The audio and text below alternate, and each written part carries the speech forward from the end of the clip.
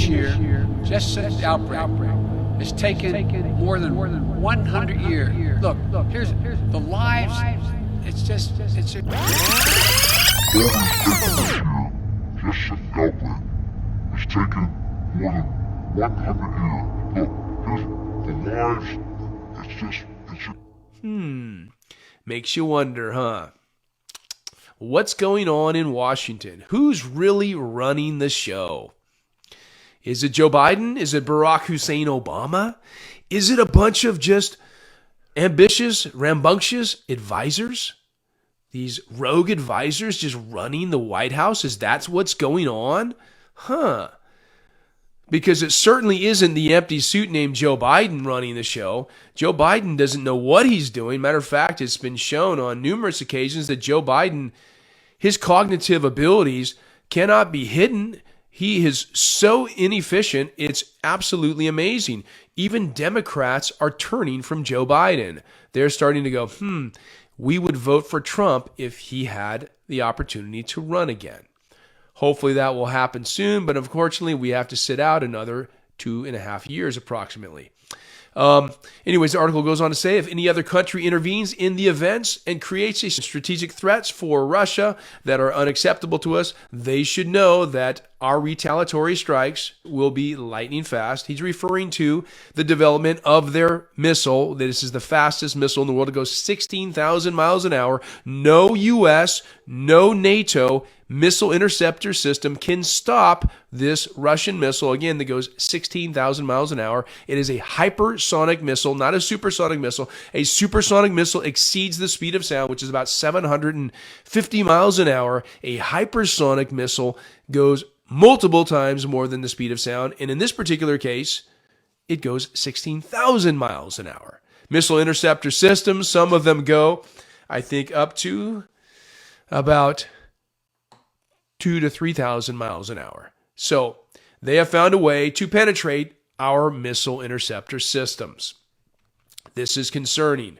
So he goes on to say, we believe it endangers them simply by the face of its... Okay, so he goes on to say, they should know that our retaliatory strikes will be lightning fast. Repeating a past warning, Russia has all of the tools for this, such that no one else can boast of. We will use them, he says, if necessary. Okay. So he says they'll use them if necessary. This is what he's talking about. Is he talking about, well, he is. He's saying this could happen, right? Is he talking about a strategic nuclear attack like this back here? Something like this? Or is he talking more so about, that would leave the world intact, more of a tactical nuclear strike? A tactical nuclear strike, guys, you know what that is?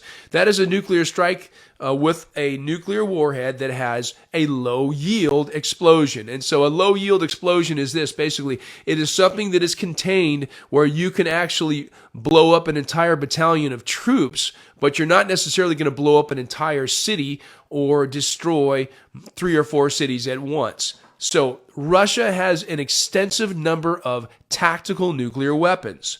And so these tactical nuclear weapons can be transported in and out of the battlefield quickly and efficiently. And the United States actually was going to start producing tactical nuclear weapons again under the initiative of President Donald Trump. But the Biden administration put the brakes on it. So untimely, very strange that they did that. But again, it shows another degree of incompetence. What's up, Andy? Thanks for joining us. Another degree of incompetence by the Biden administration. We should be able to counter tactical nuclear weapons from Russia. But unfortunately, we can't.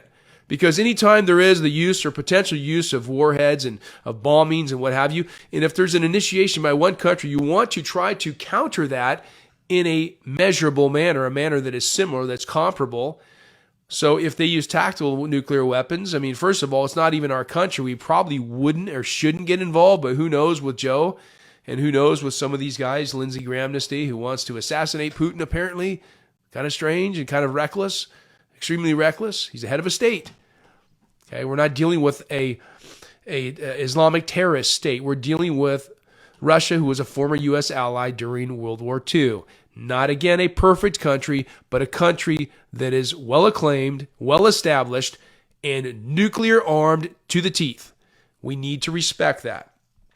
So, You've got the Russian military who's been hitting a number of snags with their conventional forces in Ukraine, but what they miss in terms of their conventional efficiency, they have made up, and they're making up in the form of strong will. They're very strong-willed, absolutely, and they are determined to win in Ukraine. They see this as an existential threat to Russia.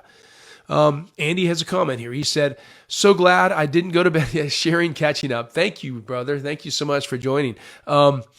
So it's interesting. I was going to actually podcast earlier, but I had a number of things going on. I was going to podcast actually live stream on Tuesday, but I picked up this sickness. As you can hear, I'm a little stuffy, but I'm doing okay.